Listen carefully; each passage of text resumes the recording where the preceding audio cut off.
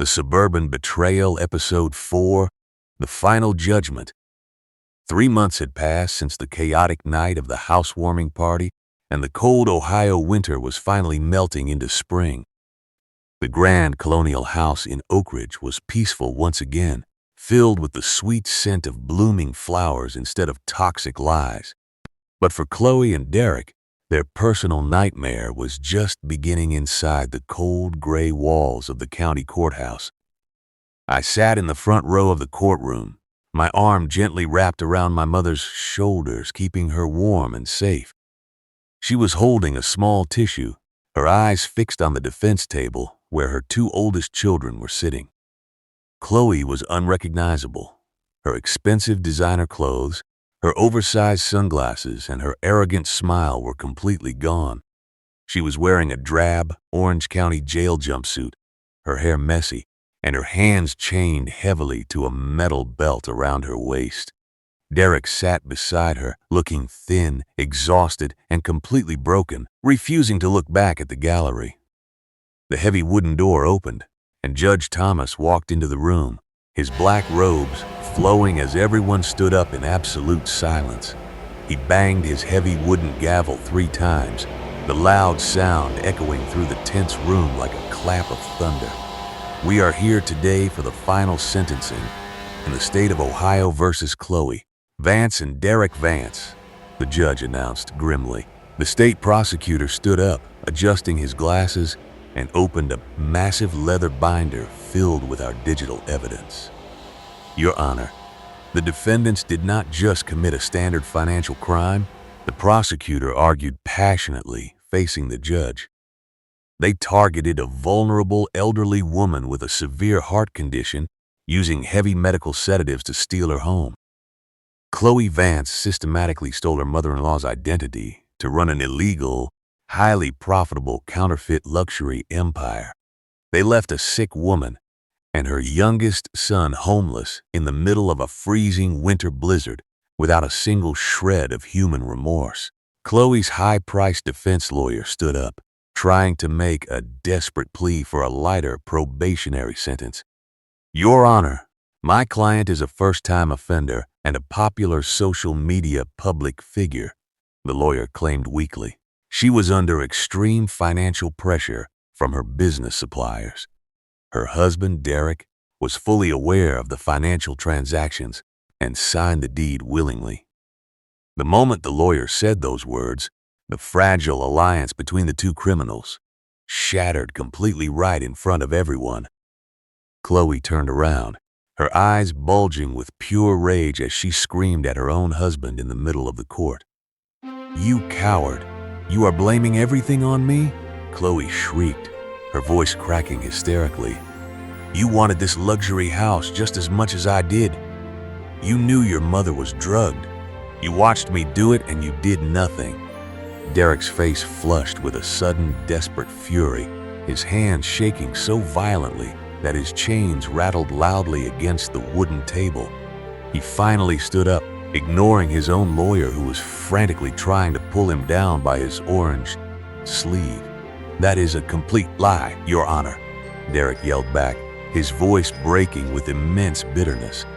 "She controlled everything. She threatened to leave me and ruin my life if I didn't help her with the paperwork. She is a pathological liar." Derek turned around, pointing his chained fingers directly at Chloe's hysterical face, exposing her secrets to the entire jury. The leased BMW SUV outside the house? She didn't buy that with influencer money, Derek confessed loudly, tears streaming down his face. "She stole my mother's credit cards to pay the monthly lease. The luxury furniture, the high-end catering, the $5,000 wardrobe. All of it was funded by identity theft and fraudulent loans. She dragged me into $80,000 of debt before we even moved into that house." Chloe looked like a demon trapped in a cage, lunging across the defense table, her long acrylic nails scratching the polished wood as she tried to physically attack Derek.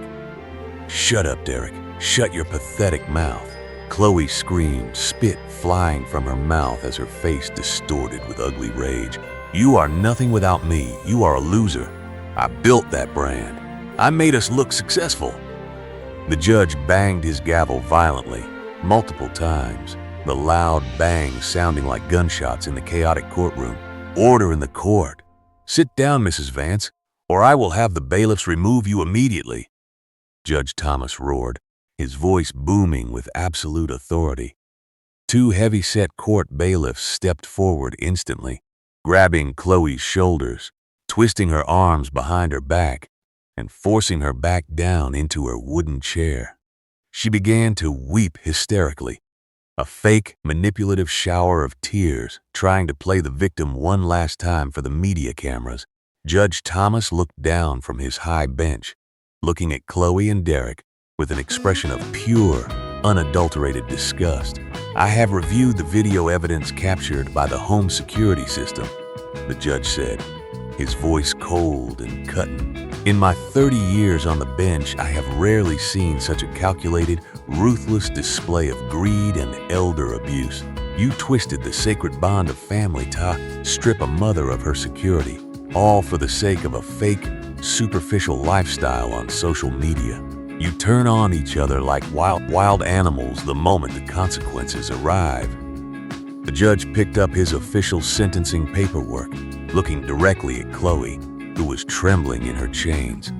"Chloe Vance, on the counts of first-degree grand larceny, identity theft, and systematic tax evasion, I sentence you to 12 years in the State Women's Correctional Facility, followed by 5 years of strict federal probation," the judge declared.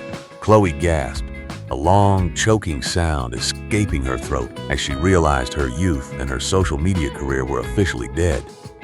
"Furthermore, all of your fraudulent boutique business assets, your bank accounts, and your luxury vehicles are hereby seized by the state to pay $400,000 in total financial restitution," the judge added coldly.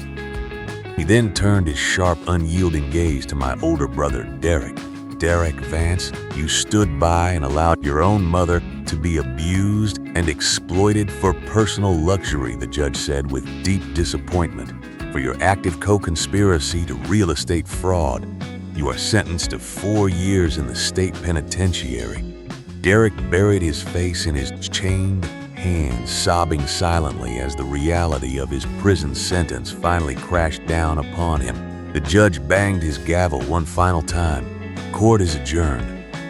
The bailiff stepped forward, pulling Chloe and Derek up from their chairs and dragging them toward the heavy iron doors leading to the cells. As Chloe was being pushed through the doorway, she turned her head back and caught my eye. I didn't smile, I didn't mock her, and I didn't say a single word. I just sat there looking at her with a cold, triumphant calmness, letting her know that the software engineer she had dismissed as a bitter boy had dismantled her entire life with a single stroke of a keyboard. We walked out of the courthouse and into the warm spring sunshine, the air feeling lighter and cleaner than it had in months.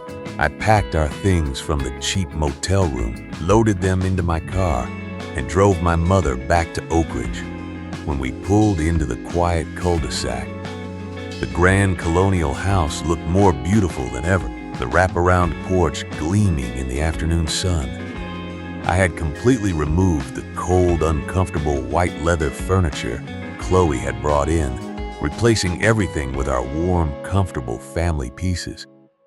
My mother walked up the front steps, her feet steady, her face glowing with a deep, peaceful happiness that had been stolen from her. She walked out to the large backyard, picked up her favorite watering can, and began tending to her beautiful blooming hydrangeas. The storm had finally passed.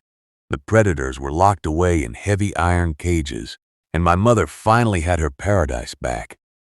Justice has finally been served in the quiet town of Oak Ridge, Ohio.